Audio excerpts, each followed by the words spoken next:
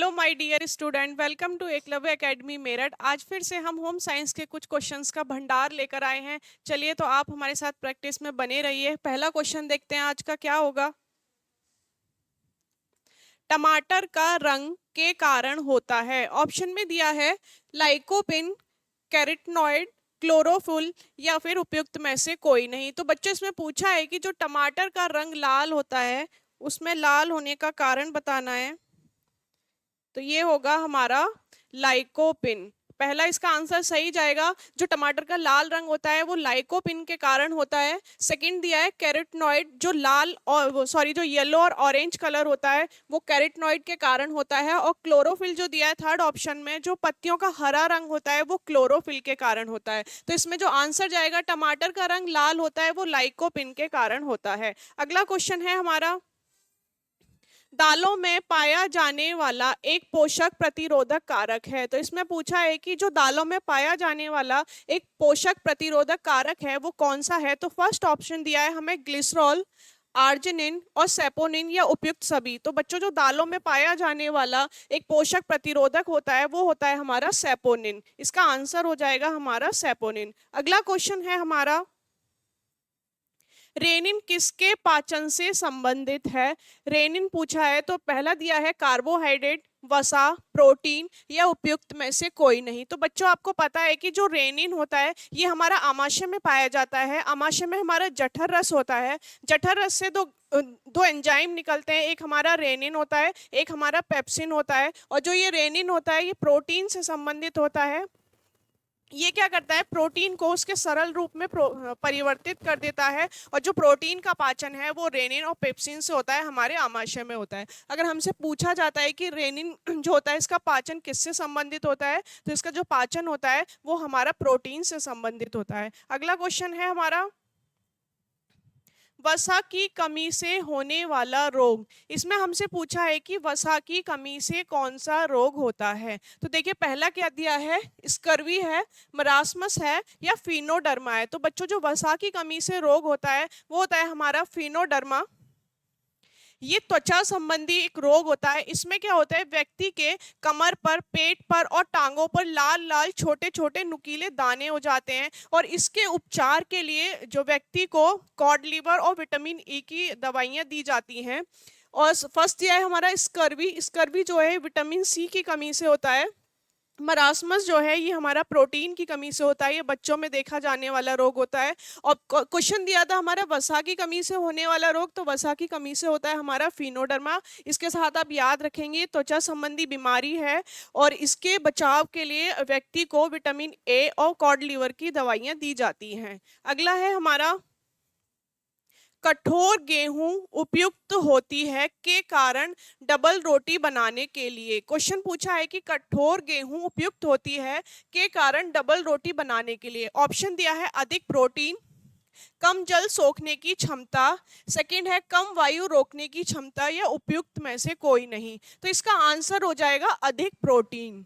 जो कठोर गेहूं उपयुक्त होती है डबल रोटी बनाने के लिए उसमें होता है हमारा अधिक प्रोटीन। अगला क्वेश्चन है हमारा, ब्लॉन्चिंग के फायदे होते हैं। क्वेश्चन पूछा है कि ब्लॉन्चिंग के क्या फायदे होते हैं। फर्स्ट ऑप्शन है हमारा, सूक्ष्म जीवों को निष्क्रिय करता है, रंग को पक्का करते हैं, भोजन को कुछ हद तक पकाती है या उपयुक्त सभी। बच्चों तो जो हमारा आयोग है वो जो इसका आंसर मानता है वो इसमें सारे ऑप्शन होते हैं कि सूक्ष्म जीवों को निष्क्रिय करता है, रंग को पक्का करता है, भोजन को कुछ हद तक पक्का करता है। लेकिन जो इसका अप्रोप्रिएट आंसर है वो है कि सूक्ष्म जीवों को निष्क्रिय करता है। ब्लॉन्चिंग जो एक प्रक्रिया होती है, एक प्रोसेस होता है, उसका जो मेन होता है उसमें होता है कि वो सूक्ष्म जीवों को निष्क्रिय करता है।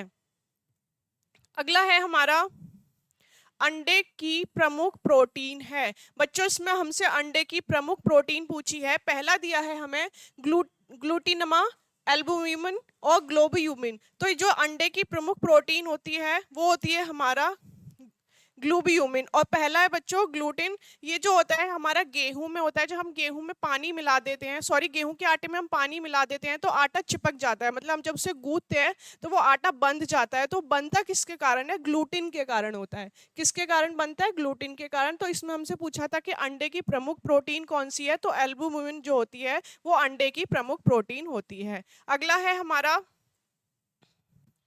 वसा में धुआं उत्पन्न होने पर बनने वाले, पहला दिया है असंतृप्त वसा अम्ल, अनसैचुरेटेड फैटी एसिड्स, सेकंड है एक्रोलिन, ग्लिसरॉल या उपयुक्त सभी। तो बच्चों इसका आंसर हो जाएगा असंतृप्त वसा अम्ल। जो ये असंतृप्त वसा अम्ल होती है ये शरीर के लिए बहुत ही फायदेमंद होती है। जो हमारे डॉक्टर्स होते हैं, जो हार्ट के पेशेंट होते हैं, हृदय रोगी होते हैं, वो उनको अनसैचुरेटेड फैटी एसिड्स खाने के लिए ही बोलते हैं। तो क्वेश्चन दिया था कि वसा में धुआं उत्पन्न होने वाला है, तो वो है हमारा असंतृप्त वसा अम्ल। अगला क्वेश्चन है हमारा,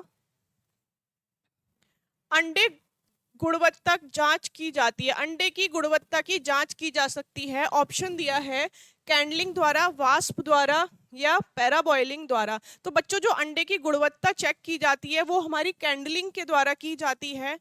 वाष्प के द्वारा जो होता है हम भोजन को पकाते हैं स्टीम के द्वारा, और पैराबॉइलिंग जो होती है ये एक फूड प्रोसेस होता है जिसमें हम भोजन को बनाने की प्रक्रिया करते हैं। अगला क्वेश्चन है हमारा, इनमें से किस भोजन में कार्बोहाइड्रेट नहीं पाया जाता। ऑप्शन दिया है आलू है, चीनी है, मांस है और चावल है। तो बच्चों जो कार्बोहाइड्रेट नहीं पाया जाता, आपको पता है कि जो कार्बोहाइड्रेट होता है वो मुख्यतः अनाजों में पाया जाता है, और ऑप्शन में पूछा है कि नहीं पाया जाता है। आप क्वेश्चन में ध्यान रखेंगे कि नहीं पूछा है, तो कार्बोहाइड्रेट जो नहीं पाया जाता वो हमारा मांस में नहीं पाया जाता, आलू में पाया जाता है, चीनी में, चावल में। मांस में क्या होता है, एक प्रमुख प्रकार की प्रोटीन पाई जाती है, प्रमुख प्रकार की प्रोटीन पाई जाती है मांस में, और ये जो प्रोटीन होती है वो क्लास 1 की प्रोटीन होती है। ठीक है, तो इसका आंसर हो जाएगा कार्बोहाइड्रेट में नहीं पाया जाता, तो मांस में कार्बोहाइड्रेट नहीं पाया जाता है। अगला है हमारा, प्रोटीन किस अणु से मिलकर बना होता है। पूछा है कि प्रोटीन जो है ये किस अणु से मिलकर बना होता है। ऑप्शन दिया है लिपिड, कार्बन एवं ऑक्सीजन, अमीनो एसिड, ऑक्सीजन एवं हाइड्रोजन। तो बच्चों जो प्रोटीन होता है ये हमारा अमीनो एसिड से बना होता है, और इसके साथ साथ जो प्रोटीन का शब्द का प्रयोग पहली बार जो किया था वो वर्जिलियस और मुल्डर ने किया था। प्रोटीन जो होता है ये कार्बनिक यौगिक होता है, इसमें कार्बन, हाइड्रोजन, ऑक्सीजन और नाइट्रोजन से मिलकर बना होता है।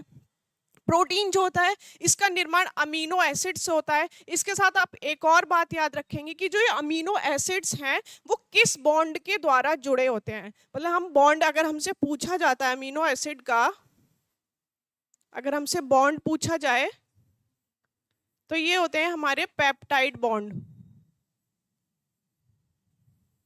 आप कहीं नोट डाउन कर लीजिएगा अपनी कॉपी में कि अगर हमसे बॉन्ड पूछा जाए कि अमीनो एसिड किस बॉन्ड से जुड़े होते हैं, तो ये होते हैं हमारे peptide amino peptide bond.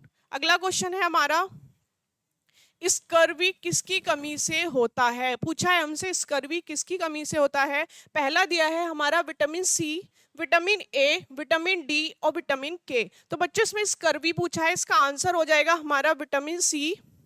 Vitamin C की कमी से स्कर्वी होता है, और ये जबड़ों मसूड़ों का रोग होता है। किसका रोग होता है, जो सी होता है स्कर्वी, ये जबड़ों मसूड़ों का रोग होता है। विटामिन ए जो होता है ये रतौंधी, इसकी कमी से रतौंधी होता है, ये आंखों का रोग है। विटामिन डी जो है इससे सूखा रोग हो जाता है।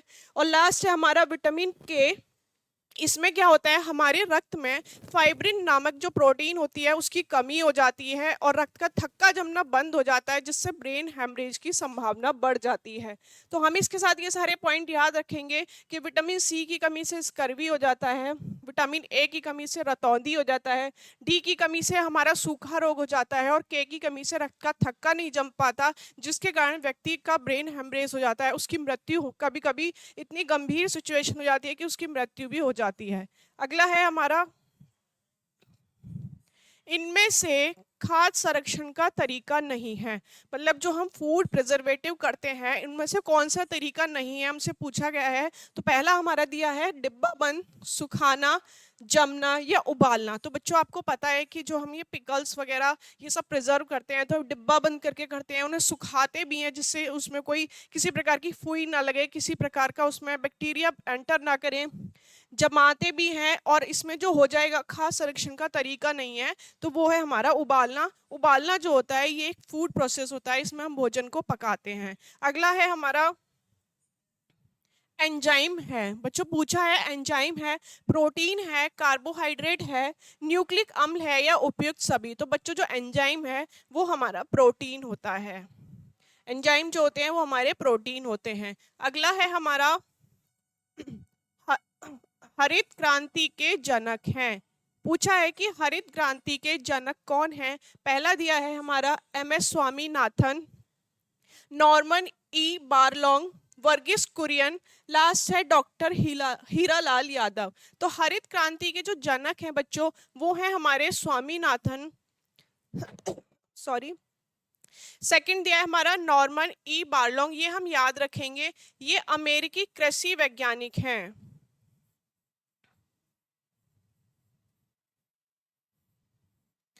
अमेरिकी कृषि वैज्ञानिक हैं।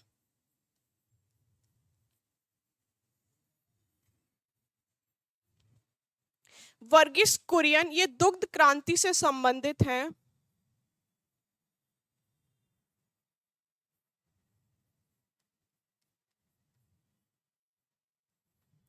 और डॉक्टर हीरालाल यादव ये भारतीय लोक गायक हैं।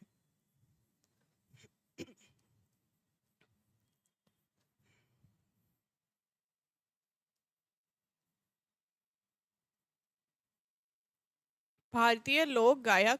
हमसे पूछा था कि हरित हरित क्रांति के जनक कौन है, तो डॉक्टर स्वामीनाथन है, मैं स्वामीनाथन। बारलोंग जो है ये अमेरिकी कृषि वैज्ञानिक हैं। वर्गीस कुरियन हमारे दुग्ध क्रांति के जनक हैं और डॉक्टर हीरालाल यादव भारतीय लोक गायक हैं।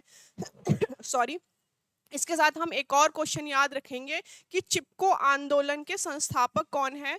तो आप कहीं लिख लीजिएगा चिपको आंदोलन।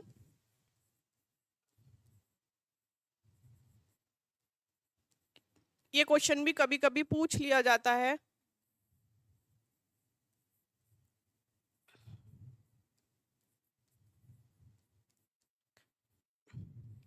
तो ये है सुंदरलाल बहुगुणा।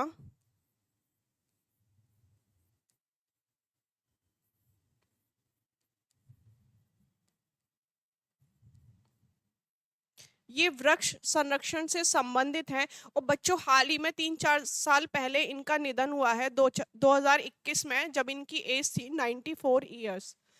ये सारे क्वेश्चन हम याद रखेंगे। हरित क्रांति के जनक MS स्वामीनाथन हैं, बारलोंग हमारे कृषि वैज्ञानिक हैं, वर्गीस कुरियन हमारे दुग्ध क्रांति से संबंधित है, हीरालाल यादव हमारे भारतीय लोक गायक हैं और चिपको आंदोलन से संबंधित अगर हमसे पूछा जाता है तो हम बताएंगे सुंदरलाल बहुगुणा है। अभी 3-4 साल पहले 2021 में उनका निधन हुआ है। अगला है हमारा टमाटर का पिगमेंट है। बच्चों सेम क्वेश्चन है, अभी पीछे हमसे पूछा था कि टमाटर का लाल रंग किसके कारण होता है। यहाँ पूछा है कि टमाटर का पिगमेंट है, तो फर्स्ट दिया है बी कैरोटीन, एंथोसाइनिन, लाइकोपिन और कैप्सिनिन। तो टमाटर का जो पिगमेंट होता है वो होता है लाइकोपिन के कारण। अगला है हमारा भारत में प्रथम पंचवर्षीय योजना किस सन में शुरू की गई थी। तो भारत में जो पंचवर्षीय योजना जो शुरू की गई थी वो की गई थी हमारी 1951 से। अगला है हमारा वसा घुलनशील है। पूछा है वसा घुलनशील होती है किसमें होती है, ईथर में होती है, क्लोरोफॉर्म में होती है, कार्बन टेट्राक्लोराइड में होती है या उपयुक्त सभी में होती है। तो बच्चों जो वसा घुलनशील होती है वो हमारी होती है ईथर में। अगला है हमारा लिपिड का दूसरा नाम है। बच्चों लिपिड का दूसरा नाम पूछा है, जो लिपिड का दूसरा नाम होता है वो होता है हमारा वसा। प्रोटीन जो होता है अमीनो एसिड से मिलकर बना होता है। कार्बोहाइड्रेट्स जो होता है ये मुख्यतः अनाजों में पाया जाता है। मिनरल्स जो होते हैं वो हमारे शरीर की रोग प्रतिरोधक क्षमता को बढ़ाते हैं, रोगों से लड़ने की शक्ति प्रदान करते हैं। ये हमारा इसका आंसर हो जाएगा, लिपिड का दूसरा नाम हो गया हमारा वसा।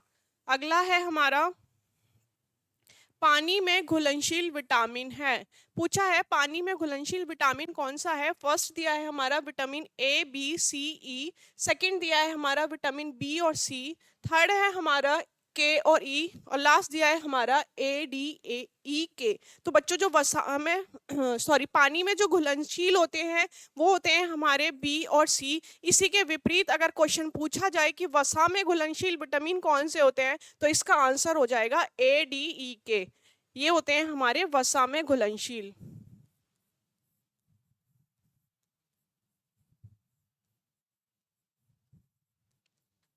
वसा में घुलनशील होते हैं ए, डी, ई, के, और पानी में घुलनशील होते हैं हमारे बी और सी। अगला है हमारा प्राथमिक चिकित्सा में सम्मिलित है दुर्घटनाग्रस्त व्यक्ति की मरहम पट्टी करना, घायल व्यक्ति की जान बचाना, घायल व्यक्ति को सांत्वना देना या उपयुक्त सभी। तो बच्चों जो प्राथमिक चिकित्सा में सम्मिलित होते हैं वो ये सारे होते हैं कि दुर्घटनाग्रस्त व्यक्ति की मरहम पट्टी करी जानी चाहिए, घायल व्यक्ति की जान भी बचानी चाहिए, घायल व्यक्ति को सांत्वना भी देनी चाहिए कि वो एकदम होपलेस ना हो जाए कि ये क्या हो गया। तो ये जो सारे कर्तव्य होते हैं ये प्राथमिक चिकित्सा में सम्मिलित होते हैं, तो इसका आंसर हो जाएगा हमारा उपयुक्त सभी। अगला है हमारा कोई भी आकस्मिक दुर्घटना घटने पर हमारा मतलब कोई भी एक्सीडेंट हो जाए मानो रोड पे, तो हमारा जो फर्स्ट कर्तव्य होगा वो फर्ज होगा वो हमारा क्या होगा। ऑप्शन में दिया है तुरंत घटना स्थल से हट जाएंगे, जैसे ज्यादातर लोग करते हैं, एक्सीडेंट हो गया वहां से चले गए व्यक्ति को छोड़कर, या मूक दर्शक बनकर तमाशा देखेंगे, वीडियो बनाने लगते हैं, फोटो करने लगते हैं, अपलोड कर देंगे, मतलब उस व्यक्ति का ट्रीटमेंट तो कराएंगे नहीं, वहां एकदम भीड़ इकट्ठा कर लेंगे ऐसा लोग करते हैं। थर्ड दिया है तुरंत प्राथमिक चिकित्सा प्रदान करना या जोर जोर से शोर मचाना। तो बच्चों अगर आकस्मिक कहीं दुर्घटना हो जाती है तो सबसे पहला आपका कर्तव्य होता है कि आप तुरंत उसको प्राथमिक चिकित्सा प्रदान करें जिससे कि कोई गंभीर सिचुएशन क्रिएट ना हो जाए। अगला है हमारा कुशल प्राथमिक चिकित्सक होता है एक सामान्य व्यक्ति, कुशल चिकित्सक एक चोट खाया हुआ व्यक्ति या एक ऐसा व्यक्ति जिसे प्राथमिक चिकित्सा का ज्ञान हो। तो बच्चों जो एक कुशल प्राथमिक चिकित्सक होता है वो एक ऐसा व्यक्ति होता है जिसे प्राथमिक चिकित्सा का ज्ञान हो।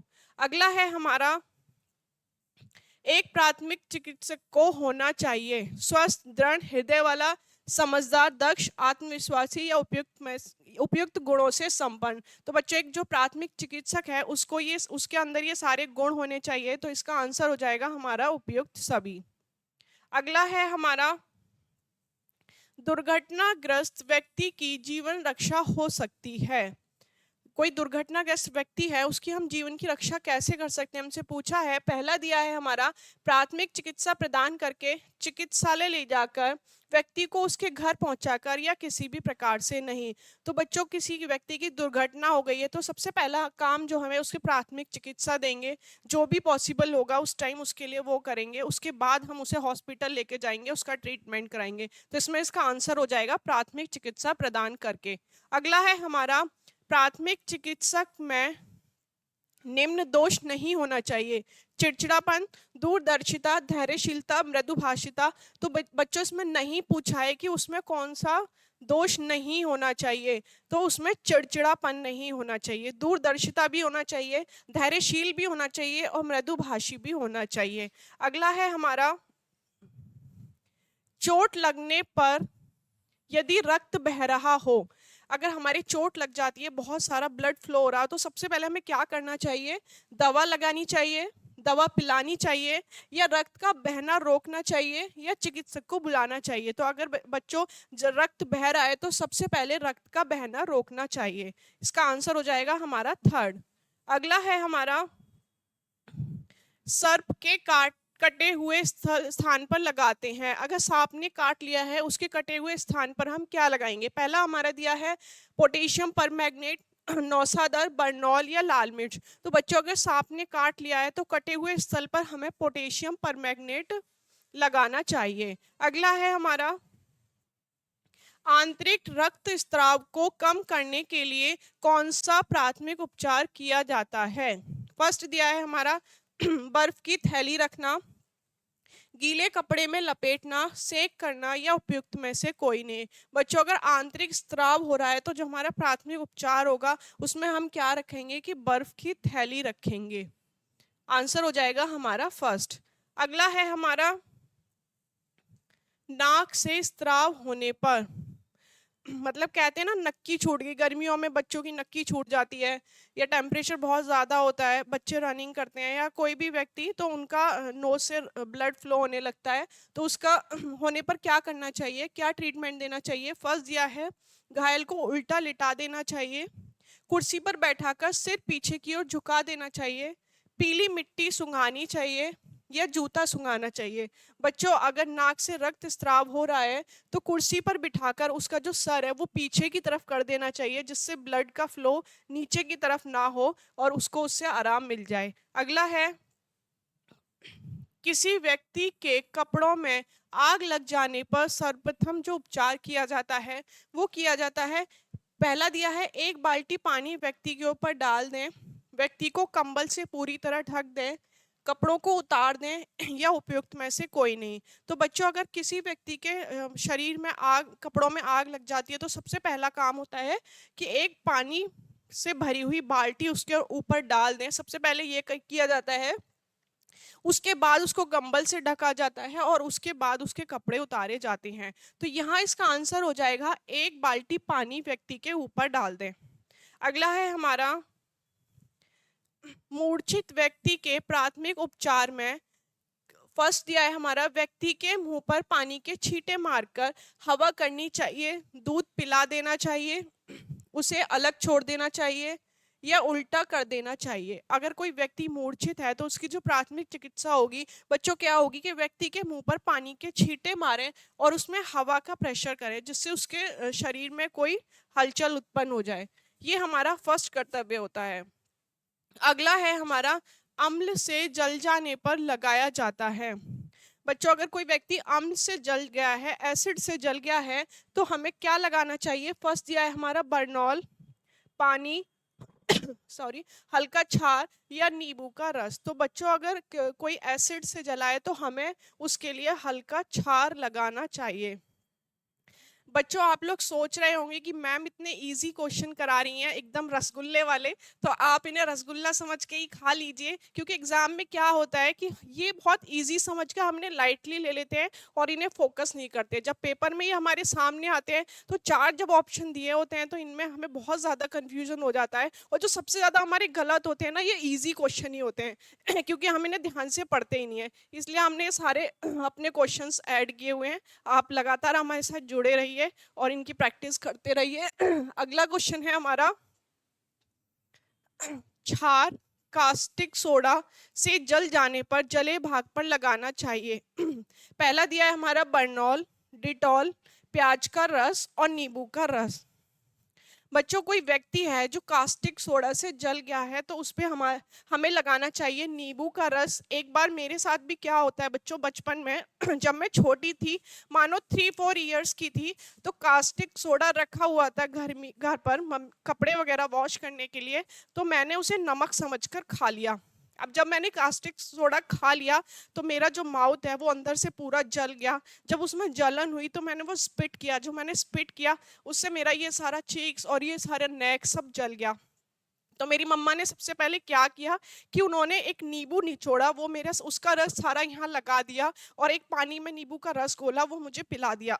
तो बच्चों आप देखो कि जो गृहिणी होती है उसे प्राथमिक उपचार और घरेलू उपचार ये सारे पता होने चाहिए, नहीं तो क्या होता है कि बहुत मतलब ये जो घटना थी बहुत गंभीर रूप धारण कर सकती थी अगर उनको ऐसा ना पता होता। आज क्या होता है, ये सारा जले का निशान होता, बट आप देखिए कि कोई भी ऐसा कोई निशान नहीं है। इसलिए कहते हैं कि गृहिणी को घरेलू उपचार और प्राथमिक चिकित्सा का ज्ञान थोड़ा बहुत जरूर होना चाहिए। अब आपको ये क्वेश्चन हमेशा के लिए याद हो जाएगा कि अगर कोई व्यक्ति है वो कास्टिक सोडा से जल गया है तो सबसे पहले हम क्या करेंगे, नींबू का रस लगाएंगे। अगला है हमारा, त्वचा के जल जाने पर फर्स्ट दिया है हमारा, जले भाग पर बर्नॉल या गोले का लेप कर देना चाहिए, फफोलों को फोड़ देना चाहिए, जले हुए पर कुछ नहीं लगाना चाहिए या जले हुए भाग को रगड़ कर साफ कर देना चाहिए। तो बच्चों अगर कोई हिस्सा है, हमारी कोई स्किन है वो जल गई है तो वहां पे हमें क्या करना चाहिए, सबसे पहले तो बर्नॉल लगा दें और गोले का तेल लगाते रहें जिससे किसी प्रकार का छाला ना बने। अगर 1% छाला बन भी जाता है तो उसका किसी भी प्रकार का निशान नहीं रहता अगर हम टाइम से उस पर बर्नॉल और गोले का तेल लगा देते हैं। अगला है हमारा, बिच्छू के काटने पर होती है, ऑप्शन में दिया है बेचैनी, रक्तस्राव, असहनीय पीड़ा या ये सभी। अगर बच्चों बिच्छू काट लेता है तो सबसे ज्यादा होती है हमारी असहनीय पीड़ा। ये पीड़ा ऐसी होती है कि व्यक्ति से बिल्कुल भी सहन नहीं होती है, बहुत ज्यादा वो दर्द से तड़पने लगता है। तो हमसे पूछा है कि बिच्छू के काटने पर होती है तो वो होती है हमारी असहनीय पीड़ा। अगला है हमारा, तेज बहते हुए रुधिर को रोकने का सर्वोत्तम उपाय क्या है? ऑप्शन में दिया है रुधिर बहने वाले अंग को उल्टा कर देना चाहिए, टिंचर आयोडीन लगा देना चाहिए, बर्फ की गीली पट्टी रख देनी चाहिए, या ट्यूनिकेट बांध देना चाहिए। तो बच्चों इसका आंसर हो जाएगा कि हमें ट्यूनिकेट बांध देना चाहिए। मतलब कोई भी कपड़ा, कोई भी सूती कपड़ा लो, उसकी लंबी सी पट्टी बनाओ और जहाँ पे उसके घाव हो गया, जहाँ से रक्त का स्राव हो रहा है, वो जगह एकदम टाइट करके बांध देना चाहिए, जिससे रक्त, जो ब्लड है उसका फ्लो रुक जाए। अगला है हमारा, प्याज का रस या कच्चे आम का पना उसे दिया जाता है जिसको सर्प ने काट लिया हो, लू लग गई हो, बिजली का झटका लग गया हो, या अत्यधिक रक्त बह रहा हो। तो बच्चों अगर किसी को प्याज का रस या आम का पना देना है तो वो उस व्यक्ति को दिया जाता है जिसे लू लग गई हो। अगला है हमारा, आंख में कोई वस्तु गिर जाने पर प्रथम उपचार के रूप में किया जाना चाहिए। ऑप्शन दिया है, आंख को तेजी से मलना चाहिए, तुरंत चिकित्सक के पास लेकर जाना चाहिए, आंख में जैतून का तेल डालना चाहिए, आंख पर ताजे व स्वच्छ जल के छींटे मारने चाहिए। तो बच्चों इसका आंसर हो जाएगा, अगर आंखों में कोई वस्तु गिर गई है, धूल मिट्टी या मानो कोई भी पत्ता वत्ता हमारी आईज में गिर जाए, तो सबसे पहला काम करना चाहिए, आंखों पर तेज स्वच्छ जल के छींटे मारने चाहिए। इसके बाद कोई भी गुलाब जल या कोई भी जनरल कोई आई टोन वगैरह हो वो आप अपनी आईज में डालो, आपको आराम मिल जाएगा। अगला है हमारा, रक्त स्त्राव होने पर कहाँ दबाव डालना चाहिए? ऑप्शन दिया है, दबाव बिंदु के स्थल पर, त्वचा पर, रोगी के सर पर, या रोगी के कंधों पर। बच्चों अगर रक्त स्त्राव हो रहा है तो हमें जो दबाव बिंदु, जो हमें इसका आंसर हो जाएगा दबाव बिंदु के स्थल पर, मतलब जहां से वो रक्त का फ्लो हो रहा है उस बिंदु पर हमें दबाव डालना चाहिए। अगला है हमारा, मिर्गी या हिस्टीरिया के कारण मूर्छा आने पर किया जाने वाला प्रथम उपचार। ऑप्शन में दिया है, रोगी को शुद्ध वायु में सीधे लिटा देना चाहिए, पुराना जूता सुंघाना चाहिए, पीली मिट्टी सुंघाना चाहिए, या रोगी के मानसिक कष्ट को दूर करना चाहिए। बच्चों तो मिर्गी या हिस्टीरिया के कारण किसी व्यक्ति को मूर्छा आ गई है तो जो सबसे पहला प्राथमिक उपचार उसे दिया जाता है कि रोगी को शुद्ध वायु में सीधे लिटाना चाहिए। अगला है हमारा, डिटॉल का मुख्य कार्य है। ऑप्शन दिया है, मूर्छा दूर करना, घाव को कीटाणु रहित करना, रक्त स्राव बंद करना, या जलन को दूर करना। तो बच्चों जो डिटॉल का मुख्य काम होता है वो होता है हमारा घाव को कीटाणु रहित करना। अगला है हमारा,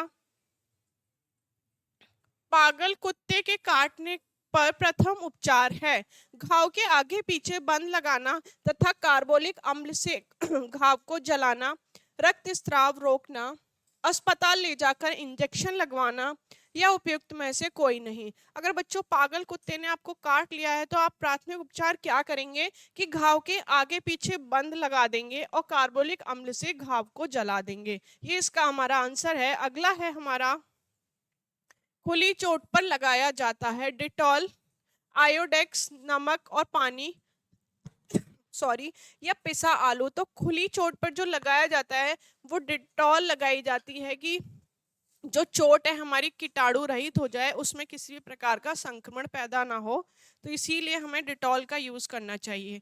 अगला है हमारा, निम्नलिखित में से किसके काटने पर रोगी को पानी से डर लगता है?